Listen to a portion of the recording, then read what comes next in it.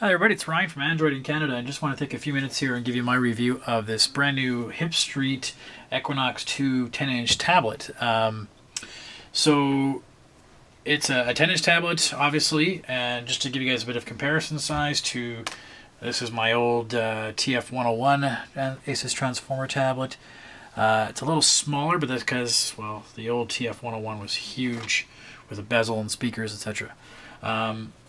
Depth-wise, again, really not much difference there, though. Okay, so let's go through this device. What are we going to get with it? It's got some pretty big speakers in the back there. They're pretty loud, actually, I must admit. You'll notice there is no camera back here, so that's something to help keep the cost down, as we've all heard about. On the top, we've got a volume rocker and a back button, so a physical back button. That's kind of different. We've got our front camera. And then we've got power, a full HDMI connection, 2 micro USB connection. We've got a plug-in for power that actually comes with a rapid charger for that. But you can also charge through your micro USB. And then we got a micro SD card. So there we go. So that's what it comes with on the outside. On the inside, we'll pop it open and we see what it looks like. Hey, stock ICS. All right. Okay.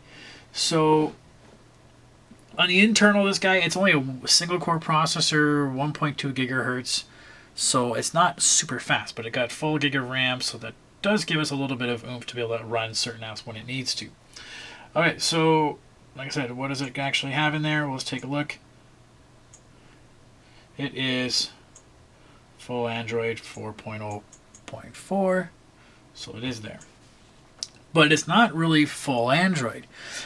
What you'll notice when you bring up the apps, it's missing a lot of stuff. It's missing the Play Store for one, actually. I actually had to sideload this Play Store on there because it didn't have it in there. What you had instead was GetJar. So instead of having a full list of the Play Store apps, you only have GetJar's smaller version. I installed the Play Store to try it out. It just wouldn't run. It actually would crash every time I tried to install anything.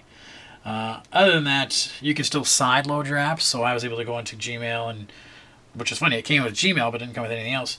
Gmail, and I was able to basically get my Humble bundle and get in from there. So I can sideload apps. That's okay. You can get around it if you're a little bit technical savvy. If you're not, you're going to have to subsist only on GetJar.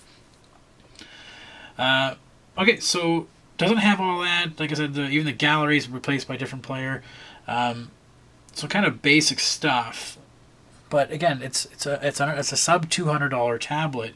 For most people, they're not going to really notice that difference.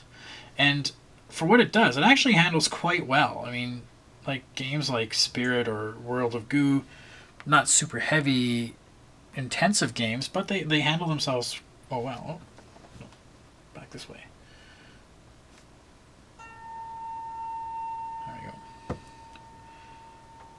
So they actually handle themselves okay. I mean, it's a little sluggish, but again, not everything's a Galaxy S3 in these devices. So, why, just be happy with it being as good as it is. You can hear the speakers. Actually, speakers are quite loud, even at just around half volume. Oops, go that way. So it's rendering quite well.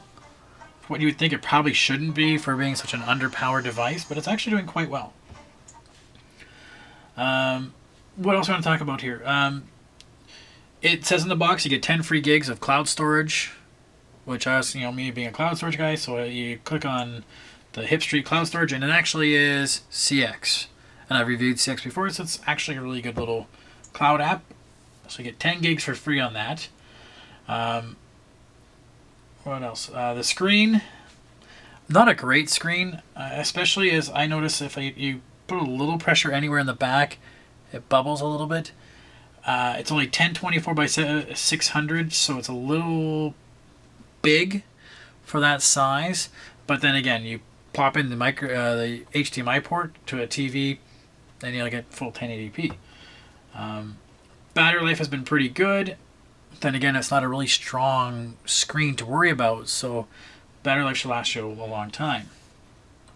Also with the screen, I notice it does polarize, or basically has pretty poor viewing angle if you change it off, and it's really almost unviewable in some angles. Okay, so what is kind of cool about it, what I kind of like, is that it is stock Android per se, but it's got some tweaks. One of them being that when you press the lock screen, hey, you have all your most recently used apps right there. You can go straight to jump to one of them. That's a kind of really cool feature, and that's something that even custom ROMs really try to add in to give you more features. Well, this guy has it built in. It has some extra buttons down there, your menu button, all that kind of stuff there. Minor little play stuff there. But here's the coolest thing I think about this device. What's really neat, you don't really see a lot of things use this, is that it comes with this little adapter. This little adapter, micro USB port, plugs it in, and it lets you have a full USB. So you can have full USB, plug in a micro or a USB stick on there, boom, it'll pop up, a USB is mounted. Now the thing is, don't touch that button, don't hit that notification, because it'll make that notification go away. And if you want, so you have to go back into the settings and bring it out if you want to see it, which is kind of funny. You would think it would give you the option to safely remove, but it doesn't. And just to prove it to you, if I go to File Manager, there's my local storage, there'd be the SD card if it's there, and then there's the USB stick. All the files I would have on the USB stick. Anyways, you can also use it for, and I probably shouldn't do this, but oh well, plug it. I could plug it into a mouse.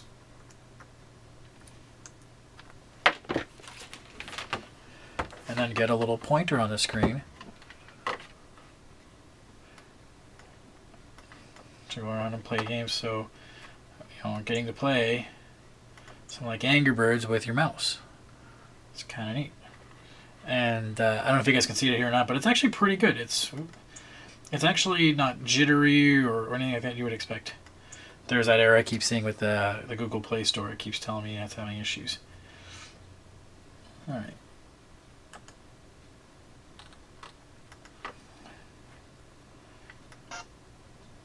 Go wait.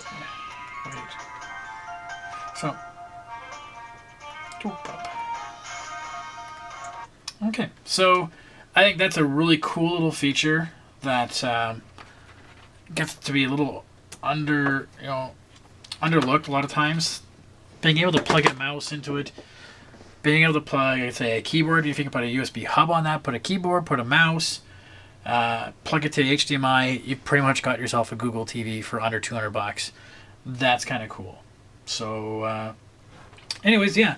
So, those of you who have, some parents who may never notice or care about the Google Play Store and all that kind of stuff, this will be more than enough for you. For those of you who really want an experimental device and play around and mod and experiment away on different custom ROMs, again, same idea. Goodbye. If you're looking for that gaming device that you really want to push to the limits, replace your Galaxy S3 when you put it down, I wouldn't recommend it then, because you're just going to say how slow it is. But despite the specs, it actually handles quite well. Okay, so that's my review. I'll have more specifics and statistics with it on the website. And if you have any questions, just give me a holler. Okay, thanks so much, everybody. Ciao.